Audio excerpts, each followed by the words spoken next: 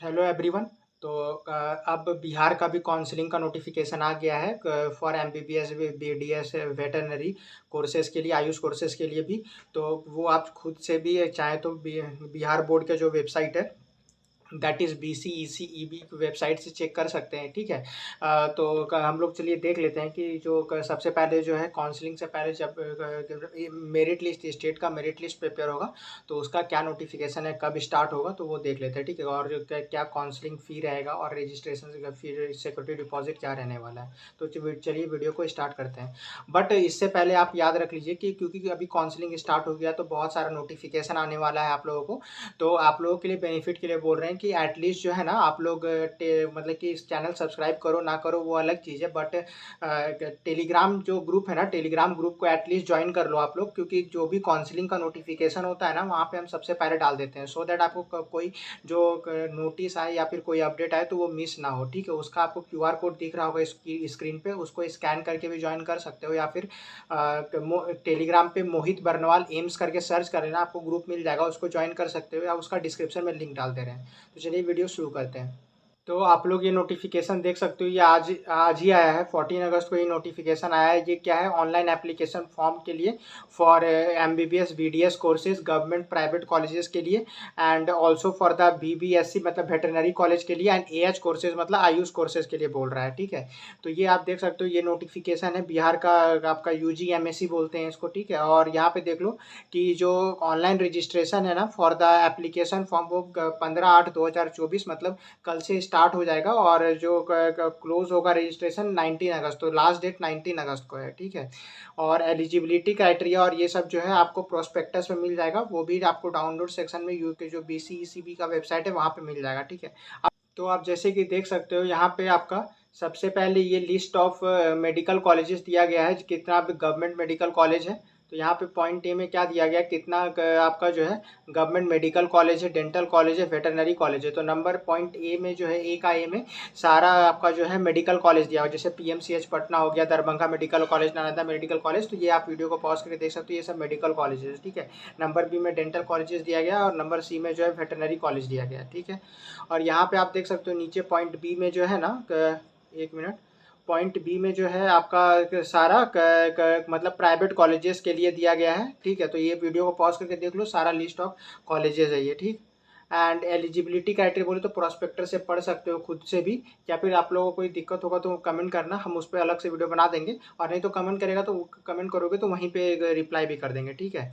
अब देखो जो रजिस्ट्रेशन होगा तो सबसे पहले आपको क्या करना होगा, तो जो मतलब कि स्टेट मेरिट लिस्ट का प्रिपरेशन के लिए सबसे पहले आपको रजिस्ट्रेशन करना होगा, और इस रजिस्ट्रेशन के बाद जब करोगे तो आपको सबसे पहले अपना मतलब कि पर्सनल इन्फॉर्मेशन, लाइक आपका नाम जो है, जैसा इन्फॉर्मेशन आपने नीट के फॉर्म में भरा था वैसे भर सकते हो यहाँ पे, और अपना फोटो और सिग्नेचर आपको अपलोड करना है। एजुकेशनल इन्फॉर्मेशन लाइक 10th और 12th का जो भी इन्फॉर्मेशन है आपको वो डाल सकते हो। फिर अपना आपको एक बार प्रीव्यू करने का ऑप्शन मिलेगा एप्लीकेशन को, कि आप एक बार देख लो कि जो जो भरा है आपने सही है, अगर गलती भरा होगा तो उसी टाइम सही करे ना। हम आपको अभी बोल दे रहे हैं कि एक चीज़ ध्यान रखना कि जो फॉर्म सबमिट करने से पहले 2 बार एटलीस्ट चेक कर लेना, क्योंकि गलती मत करो बाद में करेक्शन कर सकते हो, नहीं कर सकते हो, उससे अच्छा पहले ही 2 बार चेक कर लिया करो। ठीक है। ये सब में एंड देन लास्टली जो है पे, अब ये जब रजिस्ट्रेशन और सारा इंफॉर्मेशन फिल कर लोगे तो उसके बाद तुमको रजिस्ट्रेशन और काउंसलिंग फ़ी पेमेंट का ऑप्शन आएगा। तो ठीक है। तो आपका काउंसलिंग फ़ी जो होता है वो नॉन रिफंडेबल होता है, जबकि सिक्योरिटी डिपॉजिट रिफंडेबल होता है विद कंडीशन। ठीक है। तो आप देख सकते हो कि जो गवर्नमेंट मेडिकल कॉलेज के लिए, एक मिनट, तो ये देख लो, ये सारा जो है ना, ये तुम्हारा यहाँ पे जो दिया गया है, ये काउंसलिंग फीस दिया गया है। ठीक है। दीज आर द काउंसलिंग फी। हाँ, और एक बार आप तुम जितना भी तरह का पेमेंट करोगे वो खुद के अकाउंट से करना, मतलब खुद के अकाउंट मतलब तुम्हारे पेरेंट्स का हो या फिर तुम्हारा हो, तो उससे UPI से कर सकते हो, क्रेडिट कार्ड डेबिट कार्ड से। अगर तुम कहीं पे मतलब कि खुद का कंप्यूटर लैपटॉप है तो वहाँ से फॉर्म भर सकते हो, अदरवाइज अगर कहीं साइबर कैफे में भरवा रहे हो तो ऐसा कई बार स्टूडेंट करते हैं कि साइबर कैफे वाला अपना डेबिट कार्ड, क्रेडिट कार्ड या UPI से पेमेंट कर देता है, और उसके बाद तुम उसको कैश में दे देते हो। तो ऐसा मत करना, क्योंकि जो भी अगर रिफंड आएगा ना सिक्योरिटी डिपॉजिट का, तो वो उसी अकाउंट में रिफंड आएगा जिस अकाउंट से पेमेंट हुआ होगा। ठीक है। तो इसलिए बोल रहे हैं कि जब तुम पेमेंट करोगे तो तुम अपने अकाउंट से पेमेंट करना। ठीक है। तुम्हारा जो भी यूपीआई हो या तुम्हारे पापा का या पेरेंट्स का जो भी हो, तो उसका उनके क्रेडिट कार्ड डेबिट कार्ड से कर सकते हो। तो यहाँ पे तुम लोग देख सकते हो कि government medical dental veterinary college के लिए जो है यू मतलब जनरल कैटेगरी ईडब्ल्यूएस और एससी ईबी मतलब sorry general category EWS category BC और ईबीसी कैटेगरी के लिए जो है कितना है 1200 है। This is the counselling fee है, ठीक है, ये काउंसलिंग फी है। वही SC category ST category and DQ category, DQ मतलब डिसेबल कोटा वाला है, ठीक है, तो ये 600 कितना है 600 है, ठीक है। वहीं पे तुम देख सकते हो कि प्राइवेट मेडिकल कॉलेज के लिए 1200 है, ठीक है, दोनों के लिए प्राइवेट डेंटल कॉलेज, बाकी सबका 1200 ही है, ठीक है। तो खाली 600 किसका है, government medical dental veterinary college, वो भी एससी एसटी डीक्यू कैटेगरी के लिए, ठीक है। एंड देन अब देख लो कि दिस इज द, यहाँ पे ये क्या दिया गया है, ये जो दिया गया नेक्स्ट, ये तुम्हारा दिया गया सिक्योरिटी डिपॉजिट, ये सिक्योरिटी डिपॉजिट दिया गया। तो सिक्योरिटी डिपॉजिट जो है for general category and EWS category of government medical dental और वेटरनरी कॉलेज जो गवर्नमेंट है, तो उनके लिए जो है 10,000 रुपीज़, वहीं एससी एसटी बीसी का और ईबीसी कैटेगरी के लिए 5,000 रुपीज़ है, सीधा आधा, ठीक है। वहीं पे ये प्राइवेट मेडिकल कॉलेज के लिए 2 लाख रुपीज़ है, दोनों कोई भी कैटेगरी हो सिक्योरिटी डिपॉजिट 2 लाख रुपीज़ ही होगा। वहीं प्राइवेट डेंटल कॉलेजेस के लिए कोई भी कैटेगरी हो 50,000 ही होगा। और अगर तुम गवर्नमेंट और गवर्नमेंट प्राइवेट दोनों के लिए जा रहे हो, तो जो हायर अमाउंट है वो पे करना होता है। तो हायर अमाउंट इसमें क्या होगा, 2 लाख रुपीज़ होगा, तो वो पेमेंट करना होगा। वहीं अगर वही मतलब कि both government medical dental veterinary college के लिए जाओगे, मतलब कि डेंटल कॉलेजेस के लिए जाओगे, तो ये 50,000 हो जाएगा, ठीक है, प्राइवेट डेंटल कॉलेजेस के लिए जाओगे तो। और तो यहाँ पे भी ये देख सकते हो पेमेंट दिया गया है डिफरेंट कैटेगरी के लिए, बट मतलब मोस्टली जो है गवर्नमेंट मेडिकल कॉलेज के लिए देख रहे होगे, तो गवर्नमेंट मेडिकल डेंटल और वेटरनरी कॉलेज के लिए जो है यूआर ईडब्ल्यूएस कैटेगरी के लिए 10,000 रुपीज़ होगा, और वही SC ST BC EBC category के लिए आपका 5,000 रुपीज़ होगा, ठीक है। एंड यहाँ पे देख सकते हो, उसके बाद जब आप पेमेंट कर दोगे, तो उसके बाद एप्लीकेशन फॉर्म का जो सबमिशन होगा, वो कंफर्मेशन पेज आप डाउनलोड कर सकते हो, उसको संभाल के रख लेना। काउंसलिंग के टाइम उसको आपको दिखाना पड़ेगा कॉलेज में एट द टाइम ऑफ मतलब जब रिपोर्ट करोगे कॉलेज में, ठीक है, तब।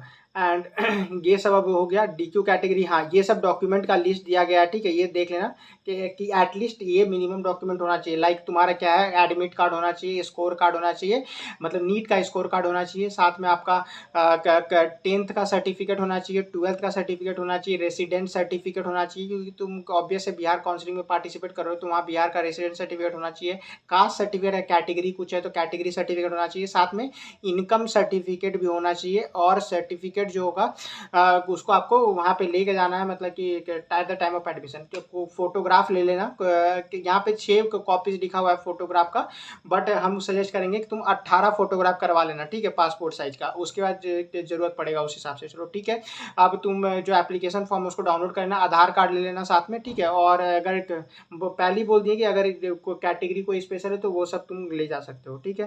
एंड अब ये देख लो कुछ डेट्स जो है ये इंपॉर्टेंट दिया गया। इंपॉर्टेंट डेट्स में जो रजिस्ट्रेशन है, तो रजिस्ट्रेशन का स्टार्ट डेट जो है 15 अगस्त को पहले ही बता दिए थे, और क्लोजिंग डेट जो है वो कितना 19 अगस्त को है। और लास्ट डेट ऑफ पेमेंट जो है वो क्या है 19 अगस्त को ही है। अब एडिटिंग बोले तो एडिटिंग का जो ऑप्शन है, सारा एक मतलब चीज़ों को तुम एडिट नहीं कर सकते। जैसे तुम अपना नाम एडिट नहीं कर सकते हो, तो कुछ ही चीज़ होगा ना जो एडिट करने का ऑप्शन मिलेगा। तो इसलिए बोल रहे हैं कि एडिट का चक्कर में मत पड़ो, पहले ही तुम मतलब कि 2 बार चेक करके ही भरना, तो गलती कम से कम करने की कोशिश करना, ठीक है। तो एडिटिंग ऑफ एप्लीकेशन फॉर्म जो है वो 20 अगस्त को मिलेगा, ठीक है। पब्लिक रैंक जो, हाँ वही बोल रहे हैं, स्टेट मेरिट लिस्ट जो है वो रैंक कार्ड जो है वो आपका 21 अगस्त को आएगा। कब आएगा 21। अब स्टेट रैंक के हिसाब से ही आपको कॉलेज अलॉट होता है। और जो प्रोपोज डेट है किसका, चॉइस फिलिंग का, वो आपका 23 अगस्त से 25 अगस्त तक चलेगा। अब यहाँ पे जो है ना, यहाँ पे आपको याद रखना, मतलब ये बोल रहा है फर्स्ट और 6 पॉइंट में, फर्स्ट और सेकेंड राउंड का जो अलॉटमेंट होगा वो ऑनलाइन होगा। और यहाँ 7 पॉइंट जो है ना, ये आपको इंपॉर्टेंट ध्यान देने का है कि यहाँ पे क्या बोल रहा है, candidate must note that online filling of application form registration for admission in MBS BDS veterinary courses के लिए जो है only on the basis of the which seat allotment of round 1 round 2 counselling will be done no opportunity will be provided in the round 1 और in between. तो ये बोल रहा है कि जो अब एक बार ही रजिस्ट्रेशन होगा, तो आपको अगर राउंड 2 में भी काउंसलिंग में पार्टिसिपेट करना है तो रजिस्ट्रेशन आपको स्टेट मेरिट लिस्ट के लिए अभी ही पार्टिसिपेट करना होगा। राउंड 1 के बाद कोई फिर से registration of preparation of merit list नहीं आएगा। तो अगर आप चाहते हो कि बिहार काउंसलिंग में पार्टिसिपेट करना है तो अभी ही रजिस्ट्रेशन कर लेना, ठीक है। फिर से रजिस्ट्रेशन का विंडो ओपन नहीं होगा, ठीक है। तो ये यही एक 7th पॉइंट बोल रहा है।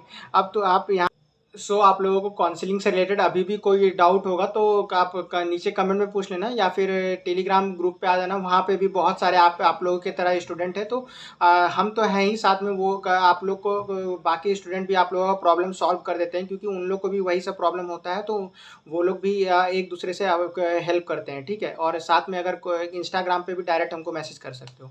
Till then see you in the next video. Thank you, have a nice day.